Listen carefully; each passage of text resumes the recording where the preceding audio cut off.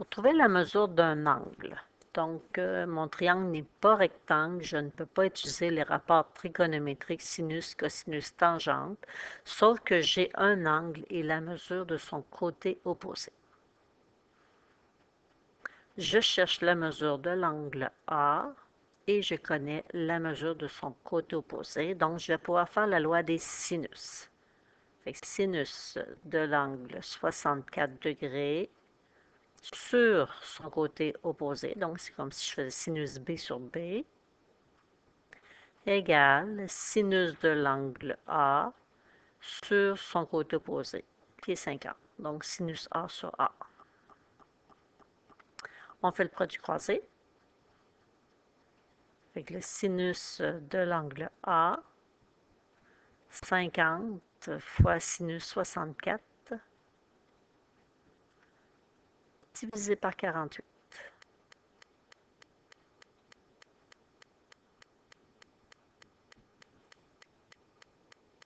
Ce qui donne 0,9362, puis il y a plein d'autres décimales. Donc, je veux que vous gardiez minimum 4 décimales. Si on veut l'angle A, il faut enlever le sinus. Pour enlever le sinus, il faut faire l'opération réciproque. Donc, sinus moins 1 du rapport 0,9362. Donc, un angle de 69,43 degrés.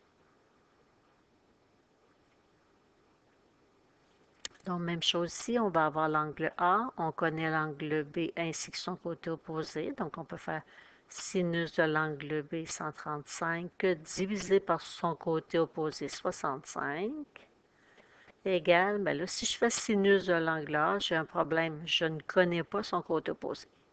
Le seul autre côté que je connais, c'est le 39. Le 39 il est associé à l'angle C. Donc, je vais aller chercher l'angle C. Sinus C sur 39. On va faire le produit croisé. Donc, pour avoir le sinus de l'angle C, 39 fois sinus 135 divisé par 65. On veut l'angle C. Donc, après avoir fait notre produit croisé, on fera un sinus moins 1. Donc, ça donne 0,4242, puis il y a d'autres décimales. Si je fais sinus moins 1 de cette réponse, ça me donne un angle C de 25,10 degrés. Sauf que je veux l'angle A. Fait ici, mon angle vaut 25,10.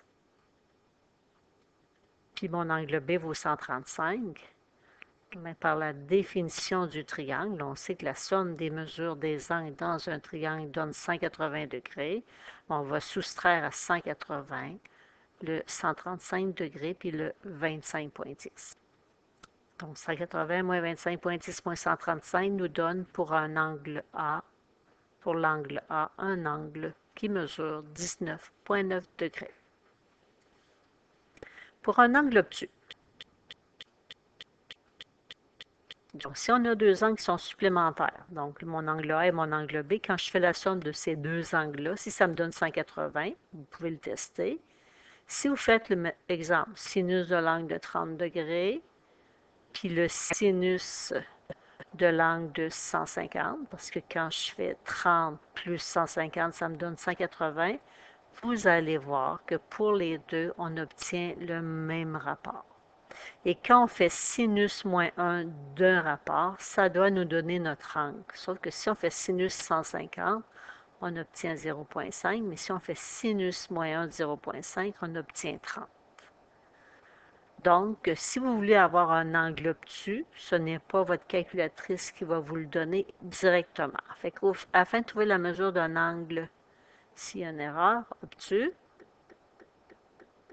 il suffit d'appliquer la loi des sinus comme on vient de faire pour trouver la mesure de l'angle aigu et ensuite de faire le calcul suivant. L'angle obtus que vous voulez avoir, bien, vous allez faire 180 moins l'angle aigu que vous avez obtenu avec votre calculatrice.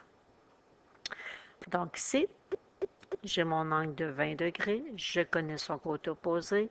On me demande de trouver l'angle A, je connais son côté opposé, donc je peux faire ma loi des sinus. Sinus 20 sur 2,4 égale sinus de mon angle A sur 5,8. On fait le produit croisé. Ensuite, sinus moins. Avec le produit croisé, on obtient que le sinus A est de 0,8265. Il y a d'autres décimales.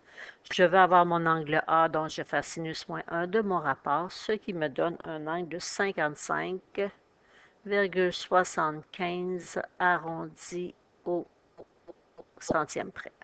Sauf qu'en regardant le dessin, on voit bien que c'est impossible que ce soit un angle de 55,75. C'est un angle obtus qui est dessiné. Bien là, vous allez faire l'étape de plus. La mesure de votre angle obtus. Bien, vous allez l'obtenir en faisant 180 moins 55,75. Ce qui donne un angle de 124,25 degrés.